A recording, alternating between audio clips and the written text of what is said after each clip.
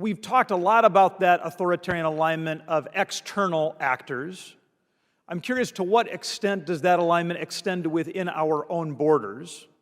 To what extent has the Chinese Communist Party identified and invested in partners that seek to undermine our country from within? That was one of the great concerns we saw when I was director of the CIA. It was obvious that China had an extensive intelligence network at play through their technology, whether it was Huawei or other sales, that they were using that for intelligence. They are very aggressive within the United States now on disinformation. Putin waged a disinformation campaign. China's doing exactly the same thing, using artificial intelligence very effectively to spread disinformation and misinformation in this country. That we should never forget this information space in social media and how the Chinese Communist Party has communist-directed entities that are on every one of our children's cell phones, passing information that is deeply filtered, designed for our young people here to undermine their idea and their understanding of America and our foundational ideas. We have to take serious action there.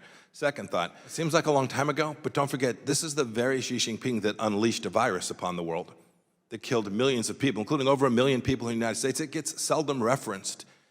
It's hard to imagine the staggering impact that COVID had on the world, and yet no one's held Xi Jinping accountable, not for the leak from his lab, which happened, but for the fact that once he was aware that he had a leak from his lab of a relatively lethal, relatively contagious virus, he foisted it upon the world. He made a decision to hide the data, to hide the information, to off the researchers, and to put thousands of people on airplanes and transit them across the world with the death and destruction and the economic harm that followed from that. This is the very same Xi Jinping that is working here in the United States against us.